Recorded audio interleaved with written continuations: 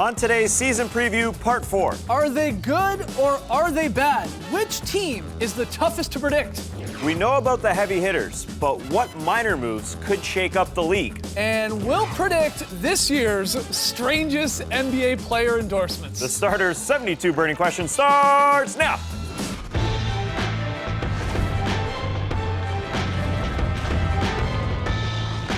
Good evening, sweet world, and welcome to part 4 of the Starters NBA season preview. Whether you're listening to the podcast or catching us on NBA TV, YouTube, Facebook, we're happy to have you. I'm J.E. Skeets, and alongside me, as always, is Tass Millis. Thanks for joining us. To my right, Starters blog editor, Trey Kirby. Hey-o! And finally, the Australian, taking it to the max, international man of mystery, Lee Ellis. Friends. Lele. All right. We are continuing to tackle the 72 burning questions about the NBA season. 24 cues up on the board. We got some good leads. Yeah. Lee Ellis's thumbs might be the weapon. So we have a third of the way through. We got 2/3 left to go. 72 minus 24, 48 questions. Nice. There, it took me a little while. Did not do well in math class. More of an English guy, which is tough to believe if you've ever heard me talk. But yeah, we have 48 questions still to go here. So we want to hear from you as we answer these. Jump on Twitter, hashtag the Starters, play along with your answers. Question 25. Guys, what is the toughest team to predict? I think it's the Miami Heat. If I were to tell you there's 2 guys on this team that are likely to go to the Hall of Fame, they're 31 and 33.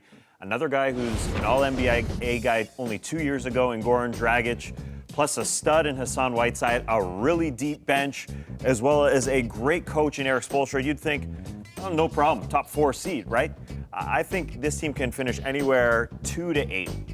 I don't think they miss the playoffs. That would be a huge disappointment, but anywhere in that range. I think a lot of the time, obviously we're dealing with injuries here, but also they have a case of the Miami Heat. And by that I mean sometimes they just don't come out and play against the mediocre teams. Just like in the LeBron days, they get up for the big teams. You saw them knock off the Cleveland Cavaliers twice last year. When they want to play, they can play. And I'd love to see them obviously healthy. They are stacked. They got, Amari Stoudemire coming off the bench and Chris Anderson. Josh McRoberts, I think, is going to be a key for them. That Goran Dragic pick and pop with Chris Bosh is going to be nasty. There's a lot of things going for this team. Health is a big concern, but there's just so much talent. I think they're going to finish 4 or 5. Anything below 5 is a disappointment to me. All the games that a lot of these guys missed, be it Bosh, Wade, and then Roberts and the Birdman there. What do you think, you got your heavy hitters there in your Bosh and Wade, specifically in Dragic. How important is Hassan Whiteside to this team, though, to have a very solid season to possibly get up to a 2, 3, 4 seed in the East? Is he that important? He's important, but I don't think he's quite proven himself quite yet in this league. I mean, that was a half of a year. I don't think we know what Hassan Whiteside's going to be. I think Josh McRoberts could fill in the big man spot if Hassan Whiteside's not there. I think Josh and Chris Bosh working together is going to be pretty great. Right. Not to ever compare Josh McRoberts to LeBron James, but I'd hope not. Josh McRoberts can set up the offense a little bit in LeBron James' role that he had a couple of years ago, and I'm not so worried about Dwayne Wade's injuries with Goran Dragic back there. That's what Goran Dragic is there for. Well, Wade's going to miss time anyway because his body management system, he's probably going to miss a quarter of the season, but as long as he's healthy for the remaining games that he does play, that's going to be very important for the Heat. What about you, Trey? Toughest team to predict when you're looking at these 30 squads? I don't really know what to expect from the Detroit Pistons because you look at what happened with their season last year and it was kind of all over the place. They started 5-23, then they waived Josh Smith and immediately won 7 straight on their way to going 12-4. But then Brandon Jennings was balling and got hurt and they finished 15-23 after he went out. They brought in Reggie Jackson, gave him a huge extension despite the fact that he's never really played with Brandon Jennings. Greg Monroe is gone. They brought in some more shooters. They're definitely a more Stan Van Gundy team this year, but it's hard to see how the pieces fit together, whether they will fit together, and even if they have enough talent. They could be the 8th seed. They could win 25 games. Do you agree with that, Leo, in the Pistons? Because I'm sort of exactly where you are. They're always a tough squad to figure out. Especially the backcourt, as you mentioned, Reggie and Brandon Jennings playing together. I'm not sure really who's the sort of alpha dog in that one and who's going to be the sort of number 2 guard, because one of them is going to be overmatched defensively. So it's going to be very interesting to see how Stan Van Gundy plays that. And Kentavious Caldwell-Pope had a pretty good season last year. I think he's in for a bigger season this year. But again, it's just there's so many sort of bits and pieces that you're just not quite sure how it's all going to mesh together. Bits and pieces is a good word. Yeah, we had one of the questions earlier with our previews here, who's going to win Rookie of the Year? A lot of you guys chimed in, like Stanley Johnson there, Yeah. thinking he's sort of a Stan Van Gundy type player. Might get some burn there, might be able to put up He's some been points. beastly. But I'm with you. The Pistons, very difficult to figure out where they'll fall in Exactly. the Eastern Conference because they easily could be a playoff team, especially in the East. Or like last year, they're around that 30-win mark. I wouldn't be surprised. Yeah, and it's kind of hard to have a ton of faith in the Pistons because every year for the past probably 3 seasons we've said, well, if things go right, they could end Right. up being one of the better teams in the Eastern Conference, and it hasn't happened yet. What about you, Lee? You sticking in the East, you go West. What team toughest to predict? Indiana Pacers for me this year. I really don't know what to make of them. They get Paul George back, who we know is a proven all-star, great player. They get Monte Ellis, who's an upgrade of their offense, because last year they really struggled to score the ball. Yeah. But David West is gone, who was a very, very, the backbone of that team for the last few years. And also Roy Hibbert's gone. Now, Roy Hibbert didn't have a great season last year, but now they don't have anyone really big. They've got Jan Mahimi, who's an okay player, but he's not the rim protector that Roy was in his day. And Monte Ellis, I mean, he's an interesting player at this stage of his career because he certainly gives them an upgrade offensively, but whatever he gives you on offense, he often pulls back on defense and sort of leaks a little bit. So Frank Vogel's team, one credit to him, his teams always play hard defensively, and that's what I like about them. And I think that's why they're not just going to get killed this season, but I just don't know if they've got enough to really push into that. You don't think they're a lock for the playoffs, No. despite nearly making it last year No, Their with front Paul court. George not barely playing? The front court's just such a question mark. I think this is a year in transition for this team. I don't think they want Paul George starting in the power forward forever. He But doesn't. He doesn't want to start there. No, Yeah. small George does not. He'd rather play small forward. And they've got Miles Turner, Jordan Hill, Jan Mahimi. That's their front court rotation. That's a huge, huge question mark to me. Well, I'm gonna go to the West for the team toughest to predict. I think it's the Utah Jazz because this is a team you saw last year, just completely different from pre-All-Star game to post-All-Star game. A big part of it was the dealing of Cantor in that 3-way deal around the All-Star break, and then the Jazz quickly became one of the best defensive teams we've actually ever seen Lockdown. statistically, which is crazy. The improvement in their net scoring margin from the pre-All-Star game to the post, that first half to the second was the third largest for any team this millennium. So I'm just confused with this squad. Are we getting the 19-10 squad in the second half of the season? Are we getting something a little more similar to what we saw in the first half of the season? You would hope a little bit better start. But then there are question marks. Poor Dante Exum, he's not going to be playing for the rest of the season, hurt himself with the Australian national squad. Maybe the Pacers' problem is their front court. The Jazz is their back court. Yeah. Like, what are you going to get? Because the front court's solid. Definitely. Gordon Hayward, Love, Favors should get better. Now you got Rudy Gobert there, in the running for Defensive Player of the Year, very likely. The question mark is the guards. Yeah. Trey Burke, Alec Burks coming back is nice. Rodney Hood gets some burns. All of these guys very, very young. Can they put it together and continue to play great defense for the Jazz? Because if they can, I think they will be in the running.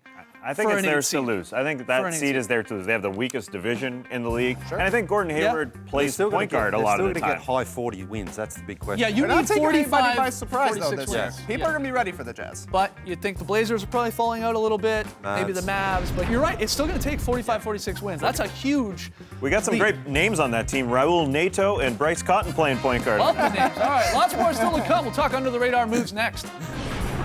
Best name, though, Trey Burke, right?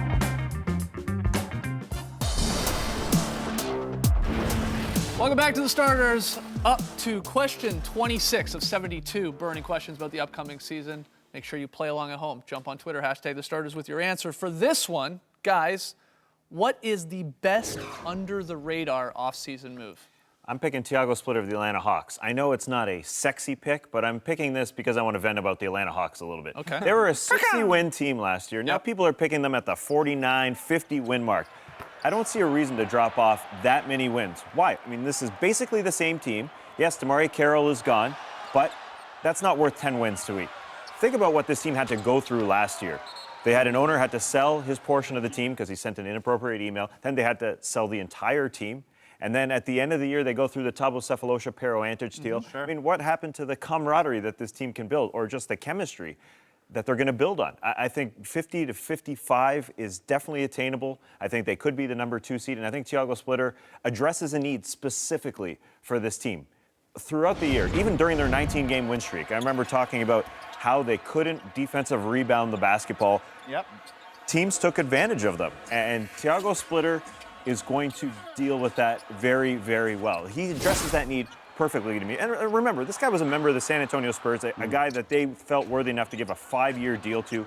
He's a capable player. Again, he's not sexy, but he's going to help them. How happy is Al Horford Yeah, that little he four. will get to play for sure at some point of the season, a little Yeah. bit more forward beside the big in splitter. Even some Millsap at 3. I just don't get how do you drop off that much for this team? Just because they lost in the conference final, it seemed like they got bombed by the Cleveland Cavaliers. Right. They still won 60 games in the regular season. They still win a lot of games in the regular season. They're still going to play the same way. They got other guys coming in as well. I don't want to name them all, but they're all good. And they're going to win 50-plus for sure. What do you got? Under the radar offseason move. Another Spur who left his team, Corey Joseph, going back home to Toronto to join the Raptors. I love it as a move because he shot 50% from the field last year, 36% from 3, and he's an incredible on-ball defender. Really makes it hard for the opposing point guard to even bring the ball up the floor. And I just think that consistent effort and that defensive mindset and the team-oriented play is going to be a nice thing for the Raptors compared to Lou Williams and Gravis Vasquez last year. But the main thing is that he was in a Drake song this summer. In the midst of the Drake-Meek Mill beef, Drake said in Charged Up, "I get a ring and I bring it home like I'm Corey Joe." Good things happen to your team when your players show up in a Drake song. See what happened with Steph Curry last year. I'm not saying the Raptors are going to win the finals, but this helps. No, we can MVP. say that. Corey We Joseph- can say that. Corey Raptors Joseph win. MVP. There's probably a reason why he chose number 6, right? You would have to I would think so. Yeah. I would think Smart so. All move. right, so you guys are sticking with Spurs players that are getting picked up by other teams. You going the same route there, Lee? I know you love the Spurs. Well, mine's actually a player who's come to the Spurs, and that's David West. We know LaMarcus Aldridge was obviously a big signing, but I think David West is a very good LaMarcus light type player. He was the type of player he was a couple of years ago when he was an All-Star, and he really bolsters their bench. David West gave up $11 million from the Indiana Pacers to come and play for San Antonio. $11 million. So you know he is going to do whatever Popovich and the Spurs ask him to do, whether it's come off the bench, maybe play a little bit of 5 at times, maybe play some 4, whatever he has to absolutely. do, he is going to do it. So I think that's a fantastic pickup. I thought there was a good moment, actually, when Tim Duncan won the Twyman Stokes Award for being the best teammate. He was his usual self. Yeah, just stoic. Yeah, calm demeanor. But when he was asked about David West, he got pumped. I mean, not to an extreme level, but the Tim Duncan level. He was very happy that, this old guy that's coming to their team, they've had a bunch of guys like Steve Smith and Steve Kerr be the old guys that win championships on their team.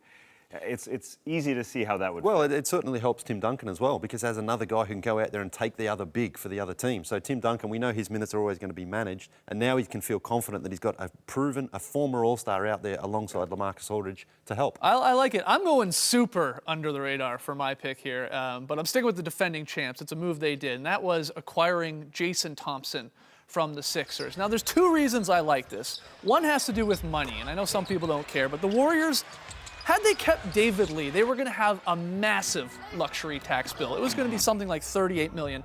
So they swapped him for Gerald Wallace. That already decreased that luxury tax bill, but then they swap Wallace for Jason Thompson to take it down even more. So now it's from $38 million down to like $16 million. That's huge. It's just smart bookkeeping right there. I also think, though, Jason Thompson can still contribute in the NBA. He's got some solid skill sets. Defensively, he's fine. He gets at it. He hits the glass when he can.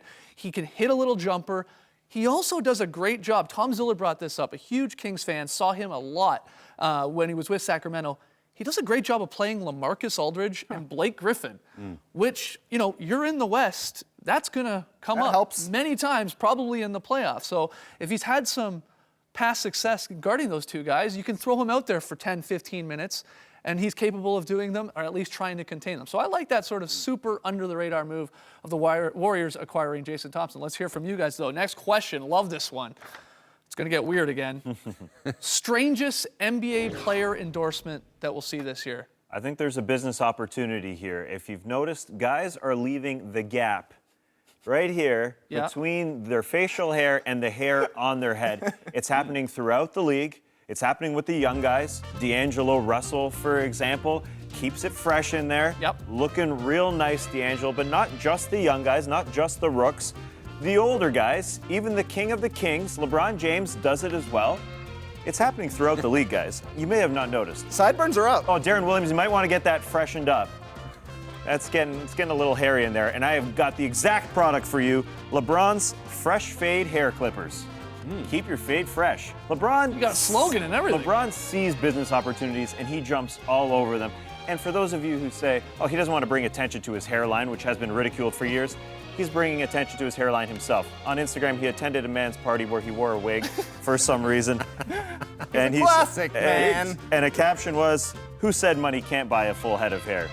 Well, it sure did. All right, so we're going to see some Clippers from LeBron. What do you have? What weird NBA player endorsement can we expect? Also hair theme, but I think it's time for James Harden to get into the extreme beard products category. That's why I'm offering up James Harden's old-timey beard products. We've got conditioner for beards, we've got styling cream for beards, and we've got my favorite, the old-timey beard oil for when you wake up in the morning, your beard smells terrible, you take a shower, you rub on a little oil, it's got a nice sandalwood scent. I think this gives... Well, let's go. Throw some on here. All right, you want me to condition my beard? Usually this is a night time for me, you know, I like to pull it out. You gotta emulsify it in the palms first. Oh, and then you good get a word. nice deep thing. You wanna take a smell? This is a nice smell.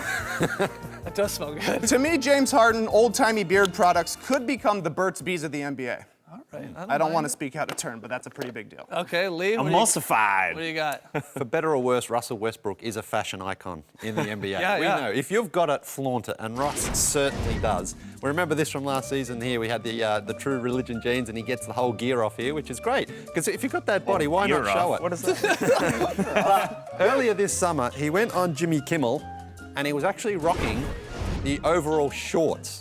Wow. And I think this is going to become a trend because I can definitely see Dwayne Wade wearing a pair of these. Yeah. Joakim Noah would look cool in those. I think they're pretty cool and pretty stylish, and I'd wear a pair. Yeah, well, Yeah, you look good, man. yeah, I mean, we don't have you in the shorts version, but there's your Russell Westbrook version. That bar 3, that yoga Pilates is paying off, my man. Lee wasn't expecting those photoshops right there, Lee. Not that last one. I look all right. I don't think you look as cool in overalls as Russell Westbrook.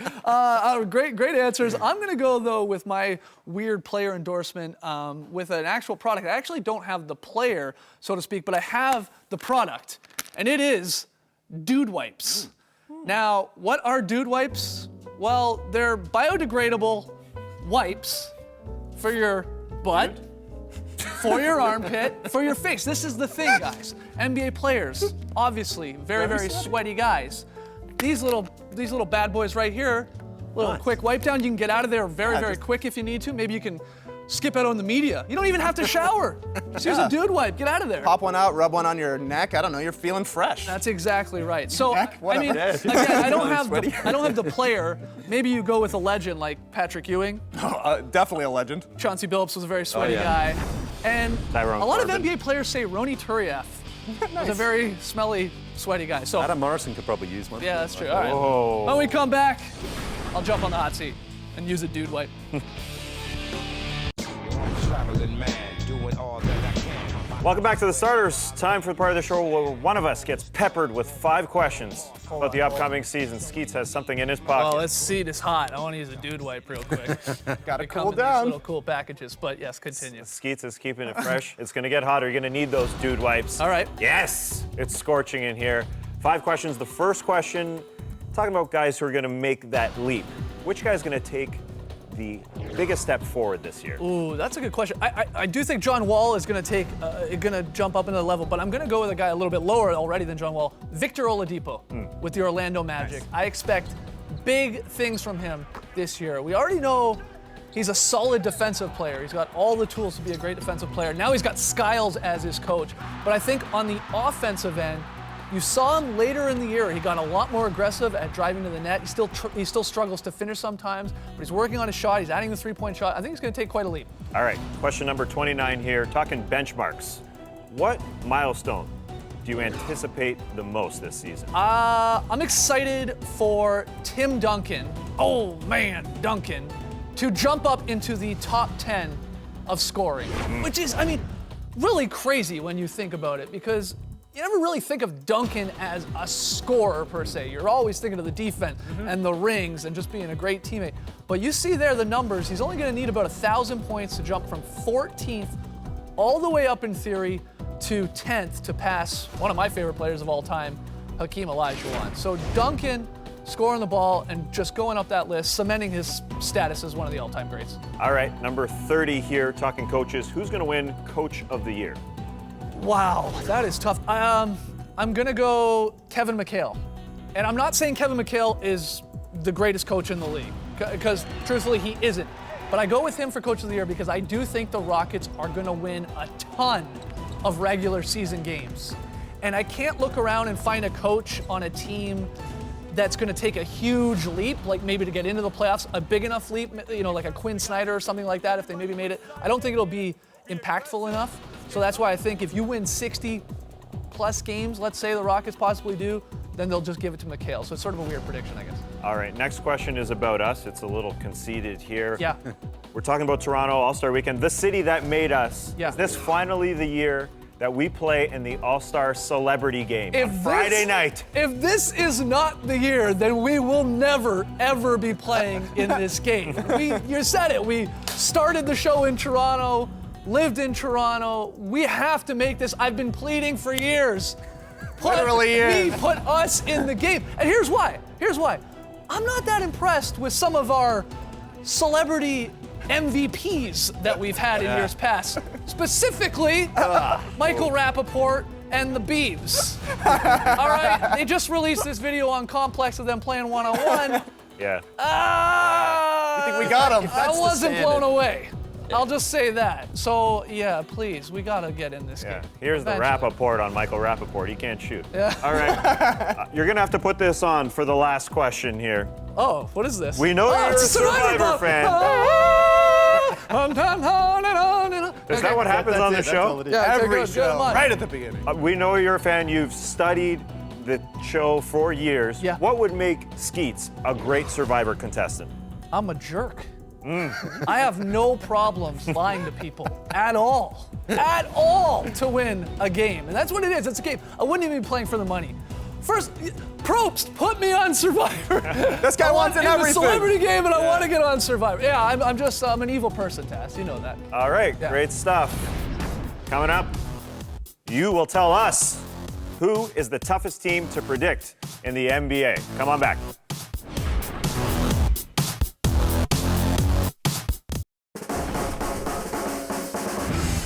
The Starters fans weighing in on Facebook as to who is the toughest team to predict. There were a lot of votes for a lot of teams, but in the end, 30% of you say it's the Sacramento Kings, and that's a good answer. Yeah. Because what will we get from the Kings this year? Good stuff, guys. Keep jumping over there, facebook.com/thestartersNBA. There is a look at the investigation board as we continue to tackle the 72 burning questions. We will be back on Monday with part 5 of 9 of these shows. We'll get into which East Lottery team will make the playoffs, who has the league's deepest bench, and who will lead the league in technical fouls. I'm sure the Kings will also come up They'll factor in there for sure. when we get to then. So, No foul on you, DeMarcus. You're cool. So thanks for joining us this week. We'll see you back on Monday, continuing the 72 burning questions. Yes, thanks for joining us, folks. And remember, in the words of Warren, if you think you're having a bad day, people have their ex's names tattooed on their bodies. Brace the weekend, people.